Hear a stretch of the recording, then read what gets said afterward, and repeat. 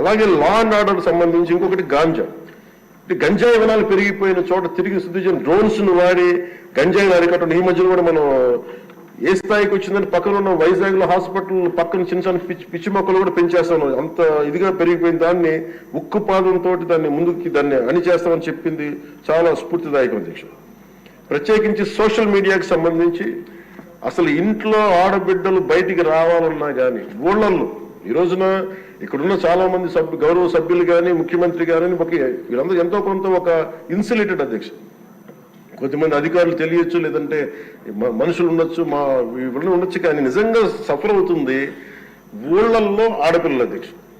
ఈ అలవాటు అయిపోయి గత ప్రభుత్వం చేసిన అలవాటు అయిపోయి ప్రతి ఒక్కళ్ళు ఒక ముఖ్యమంత్రి స్థాయి వ్యక్తిని బూతులు తిట్టడం, అన్ని తిట్టిన తర్వాత కూడా వాళ్ళకి అలవాటు అయిపోయి ఇంకెవరు తిట్టాలో తెలియక స్థానికంగా ఉన్న ఆడపిల్లల మీద కూడా వీళ్ళు అవాకులు చవాకులు పేలి పచ్చి బూతులు తిడతా ఉంటే ఎవరికి చెప్పుకోలేక వాళ్ళు ఇబ్బంది పడతా ఉంటే బయటికి రాలేకపోతున్నారు. క్రైమ్ మైండ్ సెట్ పెరిగిపోయింది, క్రిమినాలిటీ పెరిగిపోయింది. ఇలాంటి సమయంలో ఆయన ఉక్కుపాదంతో సోషల్ మీడియా యాక్టివిస్టులు అనే పేరు చెప్పుకునే గుండాలకి రౌడీలకి ఆయన తీసుకున్న చర్యలు, హోంమంత్రి అనిత గారు తీసుకున్న చర్యలు చాలా బలమైన అభినందనలు. ఇదే కొనసాగాలని కోరుకున్నాను అధ్యక్ష. This should be a continuity of the our entire governance. మన అడ్మినిస్ట్రేటివ్ లో ఒక భాగం అవ్వాలి అధ్యక్ష. మనస్ఫూర్తిగా వారికి నా ధన్యవాదాలు తెలియజేసుకుంటూ గౌరవ ముఖ్యమంత్రి గారికి నేను మాటిస్తున్నాను, గౌరవ సభ్యులందరూ కూడా ఇసుక దోపిడీలు కానీ లేదంటే మేము చేయాల్సిన పనులు ఎప్పటికప్పుడు మీరు మాకు ఆదేశాలు ఇవ్వండి సార్. మా ఆదేశాలు ఇవ్వాలని కోరుకున్నాను అధ్యక్ష. మేము బెల్ట్ షాపులు కానీ మా అందరి బాధ్యత లా అండ్ ఆర్డర్ గురించి మాట్లాడటం, మంత్రివర్గంలో ఏ శాఖ అయితే తీసుకున్నామో ఆ శాఖల్ని సమర్థవంతంగా వారి విజన్కి తగ్గట్టుగా పనిచేయడం అధ్యక్ష.